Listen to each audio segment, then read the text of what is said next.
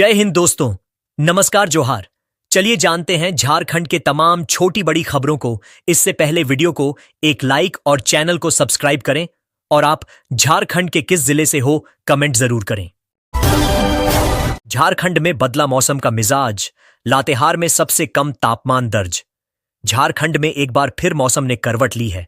हाल ही में हुई लगातार बारिश के बाद अब आसमान साफ है, लेकिन तापमान में गिरावट शुरू हो गई है। रांची, पलामू और लातेहार समेत कई जिलों में सुबह शाम हल्की ठंडक महसूस की जा रही है।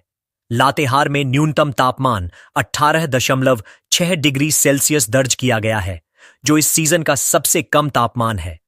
रांची में तेज धूप, पलामू में सबसे ज्यादा बारिश। शुक्रवार को राजधानी रांची में दिन भर तेज धूप रही, जिससे लोगों को चुभती गर्मी का सामना करना पड़ा।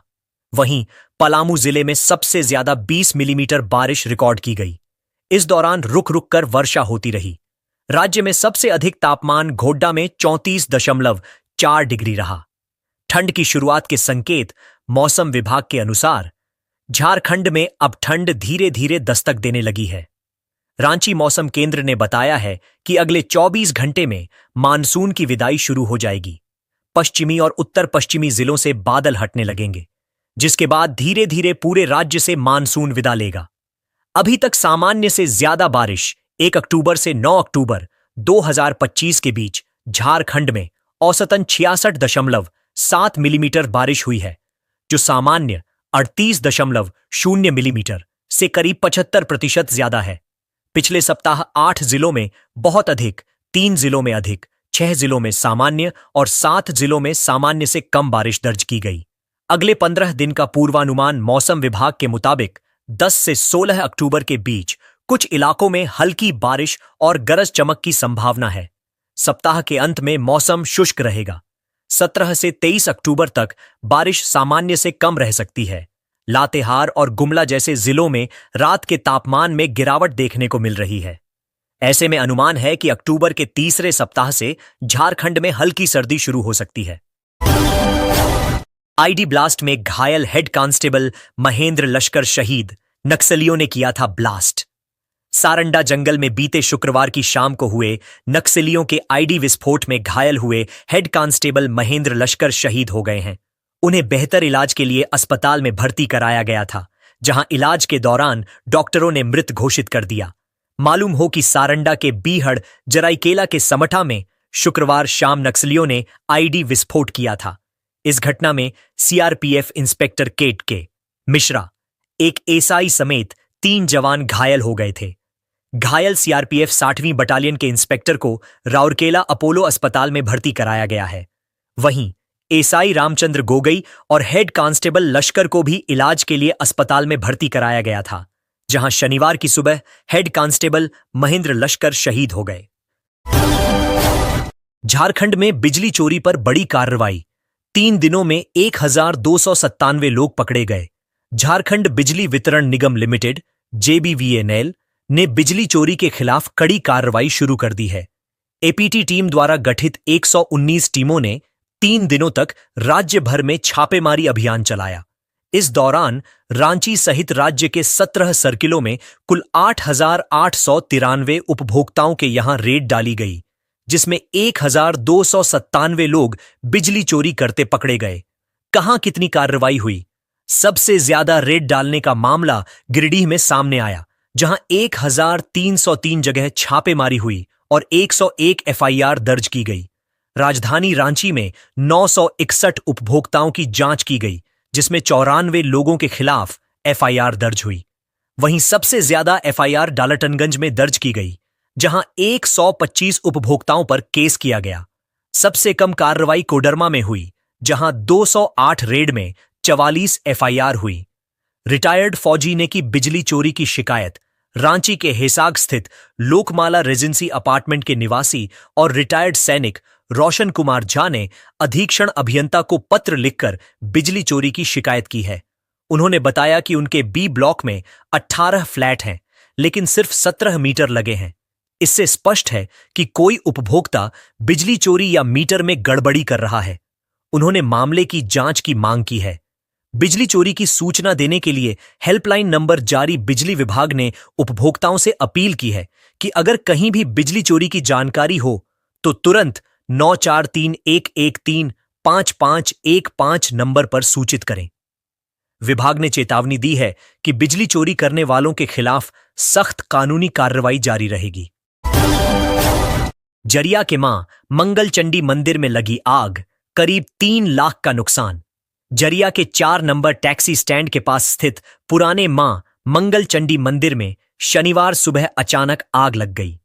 यह आग मंदिर के बगल में स्थित पूजा समिति के कार्यालय से शुरू हुई, जहां कपड़े और अन्य ज्वलनशील सामग्री रखी थी। आग वेंटिलेटर के रास्ते मंदिर परिसर तक फैल गई, जिससे इलाके में अफरा तफरी मच गई। स्थानीय लोगों ने धुआं देखकर तुरंत पुलिस और फायर ब्रिगेड को सूचना दी। हालांकि फायर ब्रिगेड के पहुंचने से पहले ही स्थानीय निवासी और मंदिर समिति के सदस्य मिलकर आग बुझाने में सफल हो गए। पुजारी ने बताया कि इस वजह से बड़ी तबाही टल गई, लेकिन बजरंगबली और भगवान शिव के मंदिरों को काफी नुकसान हुआ है। मंदिर के टाइल्स, बिजली की वायरिंग, पंखे, बल्ब और कुछ मूर्तियां भी आग से खराब हो गई हैं। मंदिर समिति का अनुमान है कि करीब 2 से 3 लाख रुपए का नुकसान हुआ है। साथ ही मंदिर के पास स्थित दुर्गा भवन के कमरे में रखे डेकोरेटिव तिरपाल, बांस और कपड़े भी जलकर राख हो गए। आग लगने के कारणों की जांच अभी जारी है, लेकिन प्रारंभिक अनुमान है कि पूजा समिति के कार्यालय में रखे कपड़े और अन्य ज्वलनशील सामग्री के कारण यह आग लगी। प्रशासन ने सभी मंदिरों में सुरक्षा व्यवस्था कड़ी करने और अग्नि सुरक्षा उपकरण लगवाने की चेतावनी दी है, ताकि भविष्य में ऐसी घटनाओं को रोका जा सके। धनतेरस से पहले रांची में सोना चांदी के दाम रिकॉर्ड स्तर पर, फिर भी खरीदारों की भीड़। धनतेरस से पहले रांची के सर्राफा बाजार में सोना और चांदी की कीमतों ने नया रिकॉर्ड बना लिया है। बीते 5 दिनों में सोना 4,500 रुपए प्रति 10 ग्राम महंगा हो गया है। 5 अक्टूबर को सोना 1,09,700 रुपए था, जो अब 10 अक्टूबर को बढ़कर 1,14,200 रुपए हो गया है। वहीं चांदी की कीमत 12,000 रुपए प्रति किलोग्राम उछलकर 1,66,000 रुपए के रिकॉर्ड स्तर पर पहुंच गई है। पिछले साल की तुलना में इस बार सोना करीब 63% और चांदी 82% तक महंगी हो चुकी है। जानकारों का मानना है कि वैश्विक बाजारों में अस्थिरता, डॉलर में गिरावट और घरेलू मांग बढ़ने की वजह से दामों में यह तेजी आई है। दाम बढ़े, लेकिन खरीदारी तेज। रांची सोना चांदी व्यवसायी समिति के अध्यक्ष जितेंद्र वर्मा ने बताया कि त्योहार और शादी के सीजन के कारण लोग महंगे दामों पर भी जमकर खरीदारी कर रहे हैं।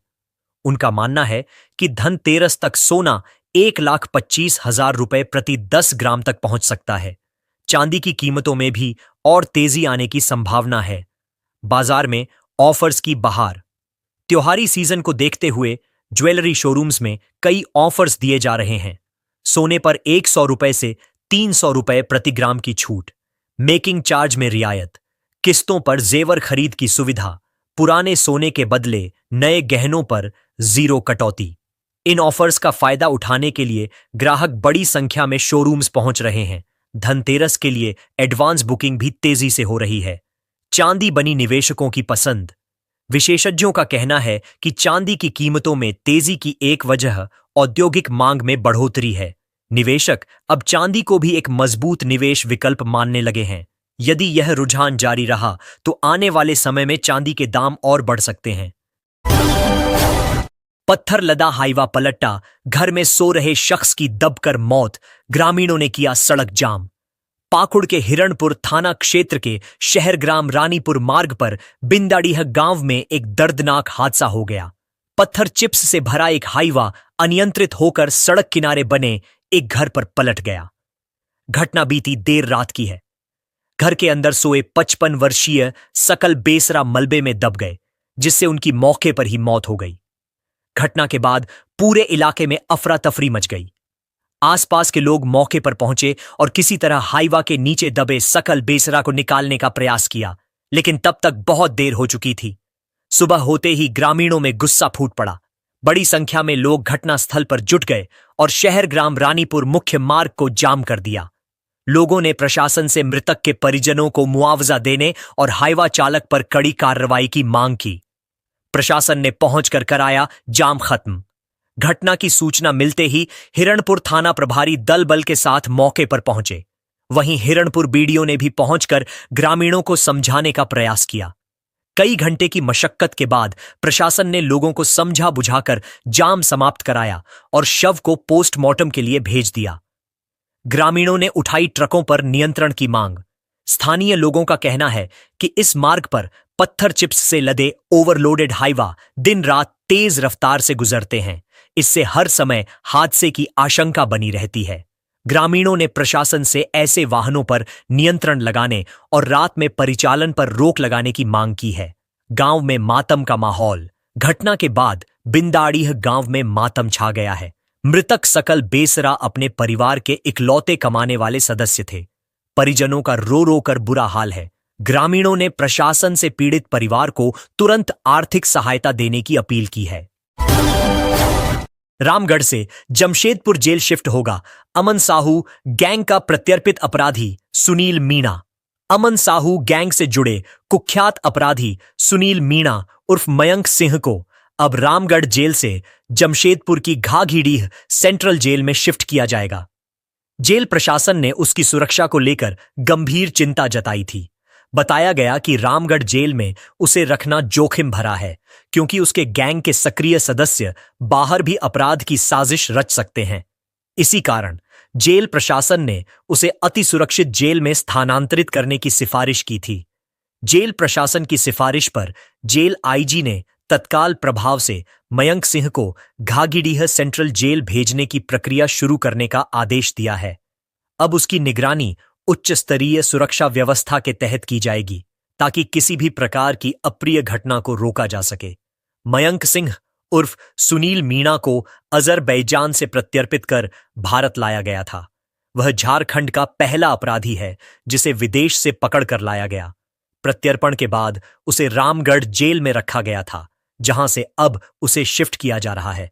सुनील मीणा पर हजारीबाग जिले के बड़कागांव और उरीमारी थाना क्षेत्रों में कई गंभीर आपराधिक मामले दर्ज हैं।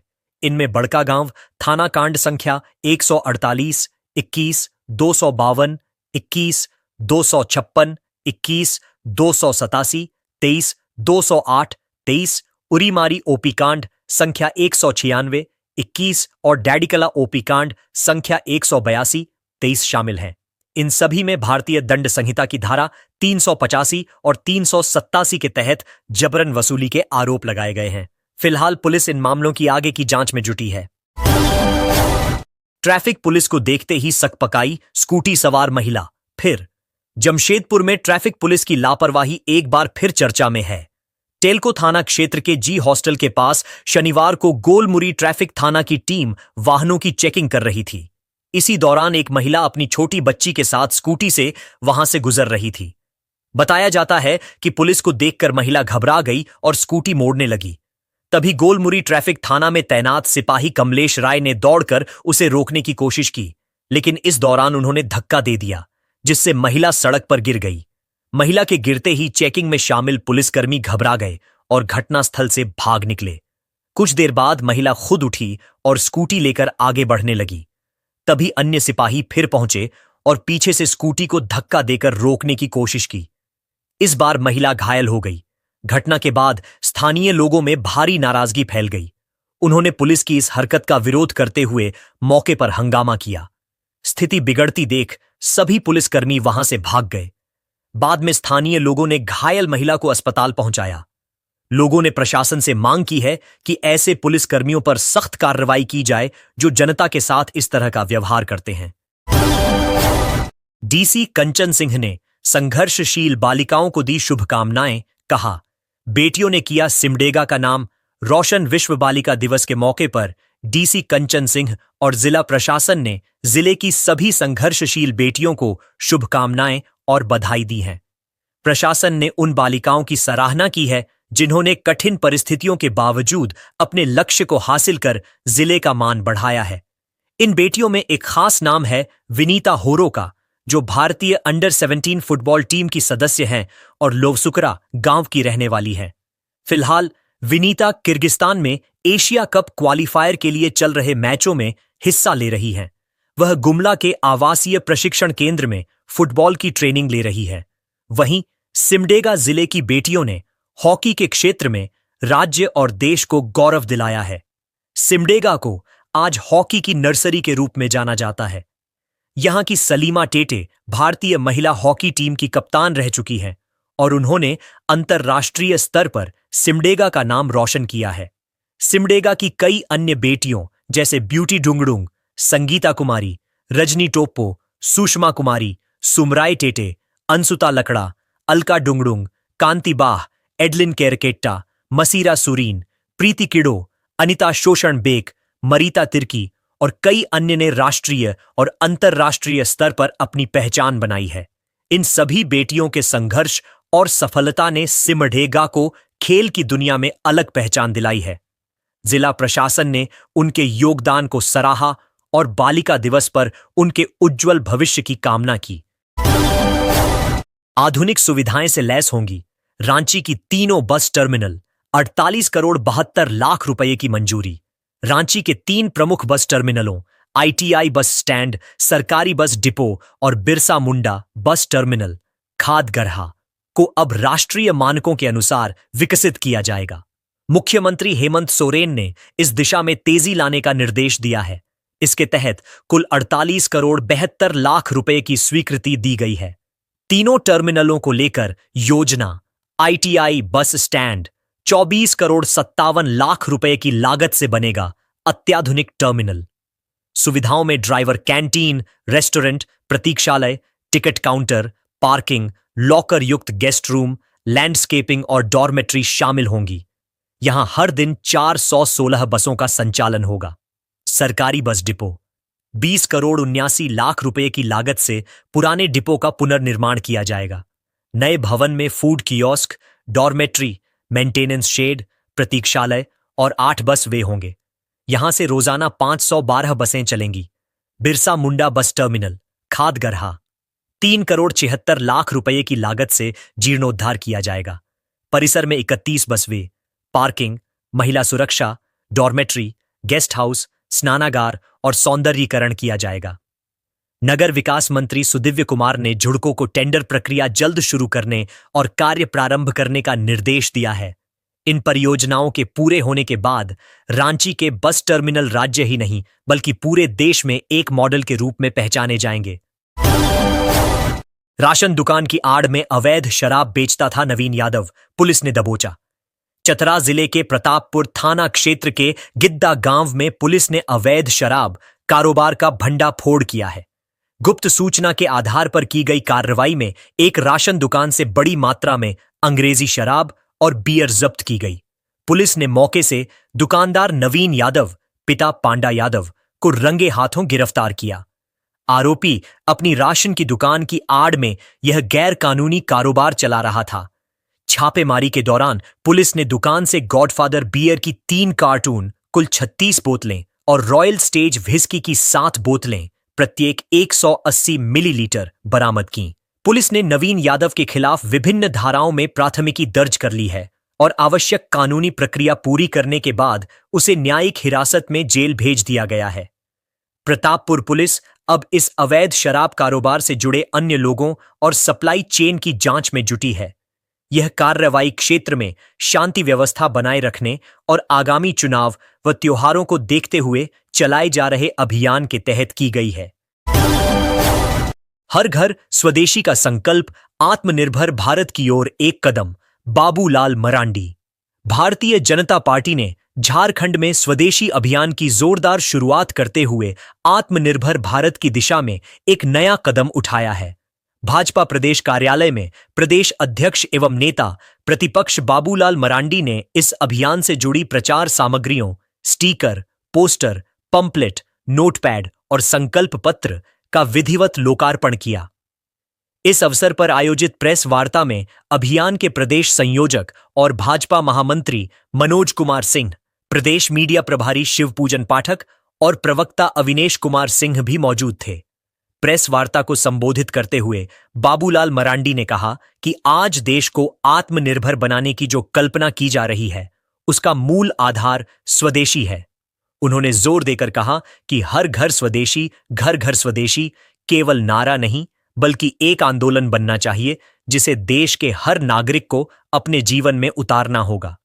मरांडी ने भारत के ऐतिहासिक वैभव की चर्चा करते हुए बताया कि मौर्य काल से लेकर 16वीं शताब्दी तक भारत विश्व की सबसे बड़ी अर्थव्यवस्था था, लेकिन गुलामी और लूट के कारण आजादी तक भारत की स्थिति दुनिया में सबसे निचले पायदान पर पहुंच गई थी। उन्होंने कहा कि आज जरूरत है कि हम अपने अतीत से सीख लेकर स्वदेशी को अपनाएं और भारत को फिर से आर्थिक रूप से मजबूत बनाएं। उन्होंने कहा कि आजादी की लड़ाई में महात्मा गांधी, बाल गंगाधर तिलक और सरदार पटेल जैसे नेताओं ने स्वदेशी आंदोलन को हथियार बनाया था, लेकिन आजादी के बाद कांग्रेस के लंबे शासनकाल में स्वदेशी की भावना को उचित सम्मान नहीं मिला। मरांडी ने यह भी कहा कि प्रधानमंत्री नरेंद्र मोदी के नेतृत्व में भारत अब आत्मनिर्भर बनने की दिशा में मजबूती से आगे बढ़ रहा है।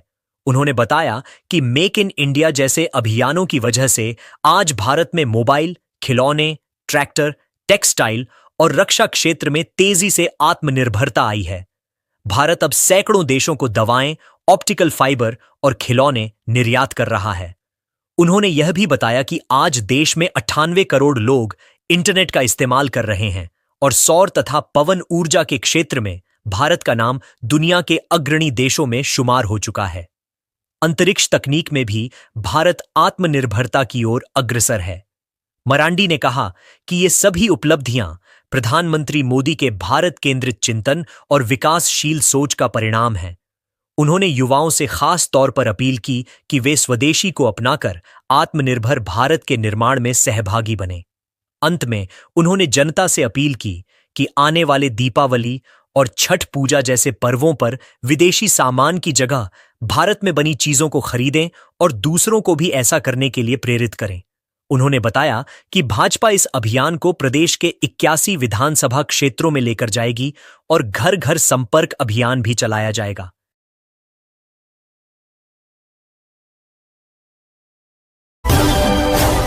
स्वास्थ्य मंत्री के बेटे कृष का सनरूफ वाला वीडियो वायरल, डीसी भजंत्री ने दी कार्रवाई के निर्देश। रांची जिला प्रशासन ने स्वास्थ्य मंत्री डॉक्टर इरफान अंसारी के बेटे कृष अंसारी द्वारा चलती गाड़ी के सनरूफ से बाहर निकलकर खड़े रहने के मामले में तुरंत संज्ञान लिया है। डीसी मंजूनाथ भजंत्री ने इस मामले में डीटीओ यानी जिला परिवहन अधिकारी को आवश्यक कार्रवाई करने के निर्देश दिए हैं। जानकारी के अनुसार मंत्री के बेटे ने हाल ही में गाड़ियों के काफिले के साथ चलती गाड़ी से वीडियो शूट किया और इसे सोशल मीडिया पर अपलोड कर दिया। इस वीडियो में उन्हें गाड़ी के सनरूफ से बाहर खड़े होकर दृश्य को कैद करते देखा गया। प्रशासन ने इसे गंभीर सुरक्षा उल्लंघन माना है।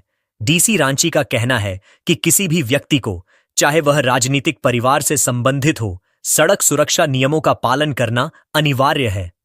जिला प्रशासन की ओर से कहा गया है कि इस मामले में कानूनी कार्रवाई की जाएगी और संबंधित अधिकारी नियमों के अनुसार आवश्यक कदम उठाएंगे। मालूम हो कि कुछ वक्त पहले मंत्री के बेटे ने विभिन्न अस्पतालों का निरीक्षण भी किया था।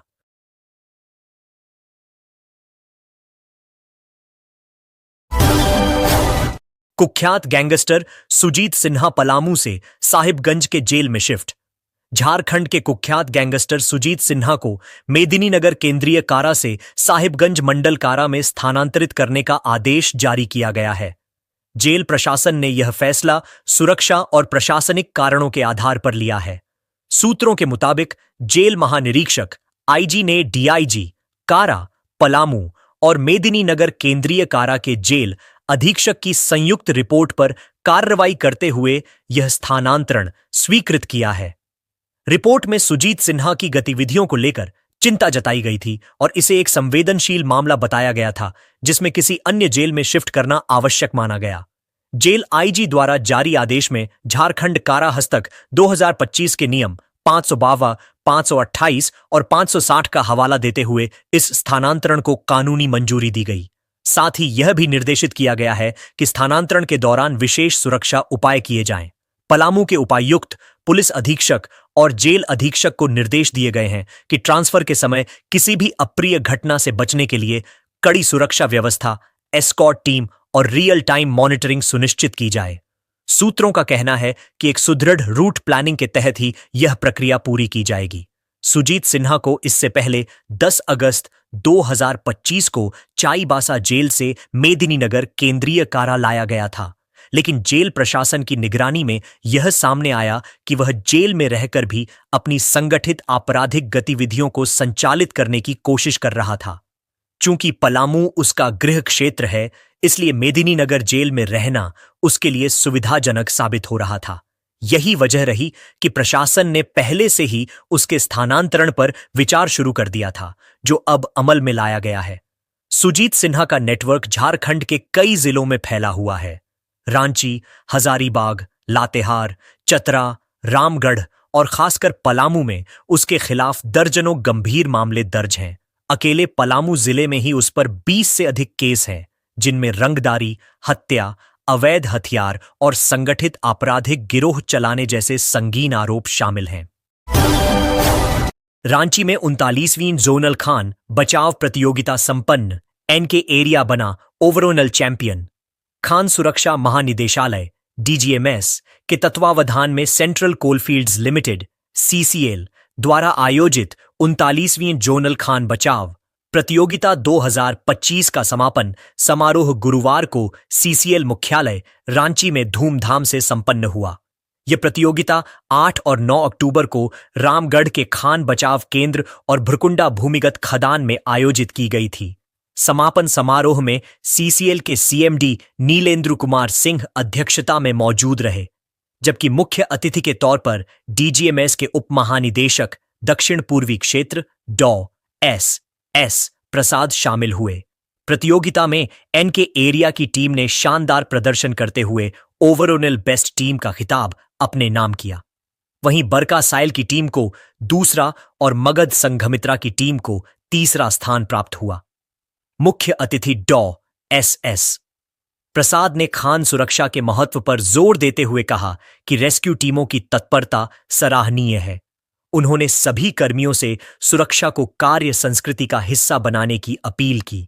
सीएमडी नीलेंद्र कुमार सिंह ने प्रतियोगिता में भाग लेने वाली सभी टीमों को बधाई दी और कहा कि सुरक्षा सीसीएल की सर्वोच्च प्राथमिकता है।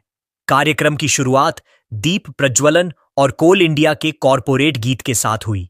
पंजाब रेजिमेंट के बैंड और डीएवी स्कूल गांधीनगर की छात्राओं ने गणेश वंदना, नृत्य, वाद्य प्रस्तुति और नाट्य रूपांतरण प्रस्तुत कर कार्यक्रम को खास बना दिया। समारोह में सीसीएल के अधिकारी, कर्मचारी, सेफ्टी बोर्ड, वेलफेयर बोर्ड और जेसीएससी के प्रतिनिधि बड़ी संख्या में उपस्थित रहे। बोकारो में दीपावली से पहले बिना लाइसेंस वाली पटाखा दुकानों पर कड़ी कार्रवाई। दीपावली के मद्देनजर बोकारो प्रशासन ने बिना लाइसेंस के संचालित होने वाली पटाखा दुकानों पर सख्त कार्रवाई करने का ऐलान किया है। उपायुक्त अजय नाथ झा ने चास और बेरमो, तेनुघाट के अनुमंडल पदाधिकारियों को जिले की सभी पटाखा दुकानों की सघन जांच का निर्देश दिया है। जांच में यह सुनिश्चित किया जाएगा कि कोई भी दुकान सक्षम प्राधिकरण द्वारा जारी लाइसेंस के बिना संचालित न हो। रिहायशी क्षेत्रों या गैर कानूनी रूप से पटाखा बेचने वाली दुकानों के खिलाफ विधि सम्मत कार्रवाई की जाएगी। पिछले वर्षों में कई हादसे हुए हैं। 2024 में गरगापुल और बीएस सिटी क्षेत्र में पटाखा दुकानों में आग लगी थी, जिसमें काफी नुकसान हुआ था। इसी वर्ष 10 मार्च 2025 को गढ़वा जिले के रंका प्रखंड के गोदरमाना में बिना लाइसेंस संचालित पटाखा दुकान में आग लगने से 3 बच्चों समेत 5 लोगों की मौत हो गई थी। दीपावली 2025 के अवसर पर अस्थायी पटाखा दुकान लगाने के इच्छुक आवेदकों से आवेदन मांगे जा रहे हैं। विस्फोटक नियमावली 2008 के नियम 84 के तहत अस्थायी लाइसेंस निर्गत किया जाएगा। आवेदन A5 प्रपत्र में भरकर निर्धारित शुल्क, 2 हाल की पासपोर्ट आकार की फोटो, आधार कार्ड की प्रति और स्वप्रमाणित शपथ पत्र के साथ जमा करना अनिवार्य होगा। अनुमंडल पदाधिकारियों को सभी आवेदनों की स्थल जांच कर 3 दिन के भीतर जिला कार्यालय को प्रतिवेदन और अनुशंसाओं सहित रिपोर्ट जमा करने का निर्देश दिया गया है। केवल सुरक्षित, खुले और गैर आवासीय क्षेत्रों में ही दुकानों को अनुमति दी जाएगी। प्रशासन ने स्पष्ट किया कि जन सुरक्षा, अग्नि सुरक्षा और विधि व्यवस्था को ध्यान में रखते हुए किसी प्रकार का समझौता नहीं किया जाएगा। पटाखा बाजारों में फायर सेफ्टी दल और उपकरणों की जांच भी की जाएगी ताकि दीपावली सुरक्षित तरीके से मनाई जा सके। घाटशिला उपचुनाव 2025।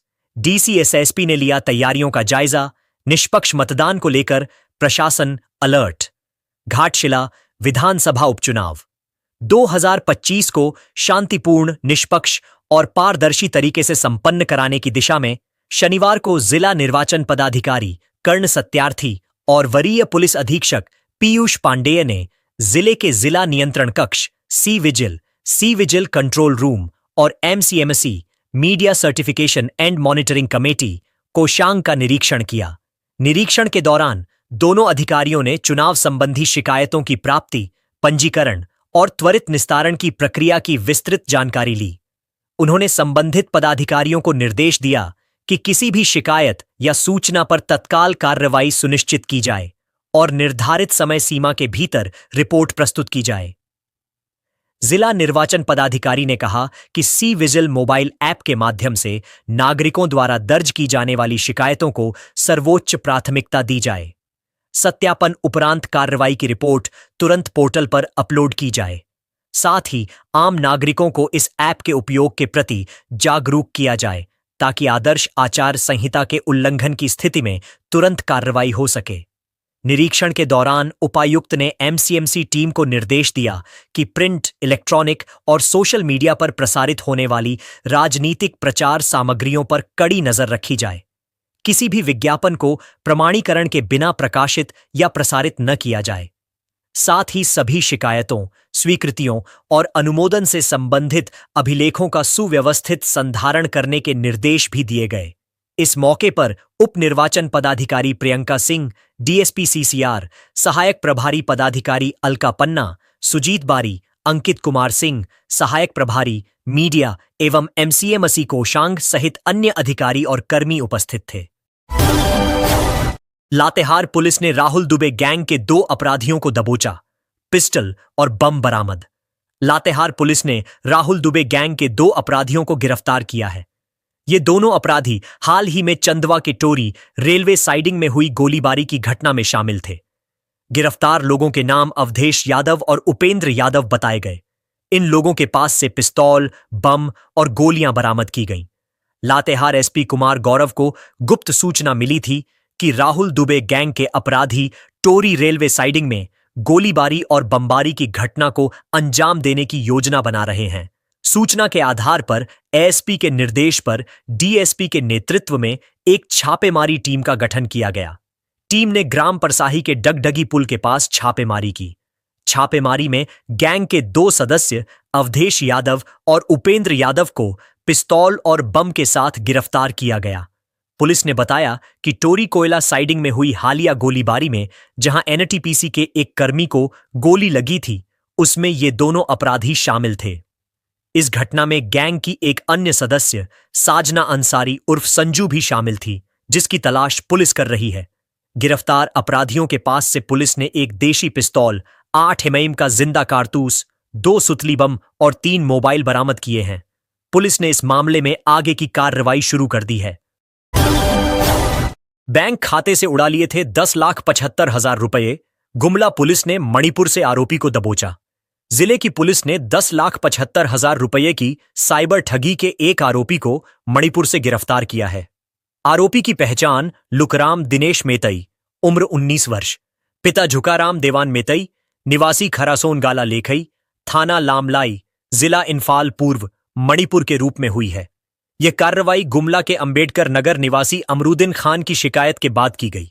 खान ने गुमला थाना में आवेदन देकर बताया था कि उसके एचडीएफसी बैंक के खातों से 8,45,000 रुपये की ठगी हुई है। जांच में पता चला कि कुल 10,75,000 रुपये मणिपुर के इंफाल स्थित यूको बैंक लाला लोन ब्रांच के एक खाते में ट्रांसफर किए गए थे।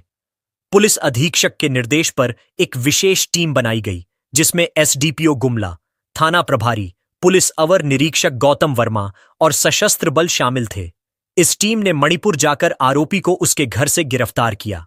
आरोपी ने 11 सितंबर 2025 को अपने नाम के चेक से 8 लाख रुपये यूको बैंक खाते से निकाले थे। पूछताछ में उसने ठगी की बात स्वीकार कर ली।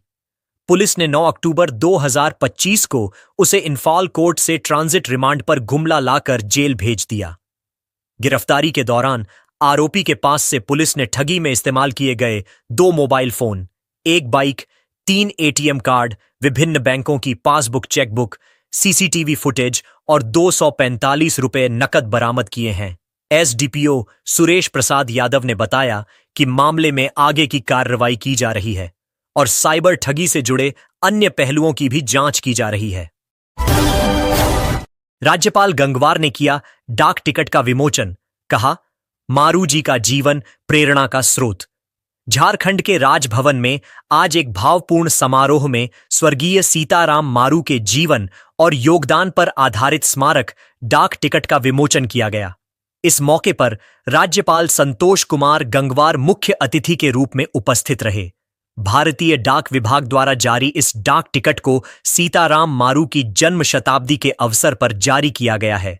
कार्यक्रम को संबोधित करते हुए राज्यपाल ने कहा कि सीताराम मारू समाज, संस्कृति और राष्ट्र सेवा के प्रतीक थे।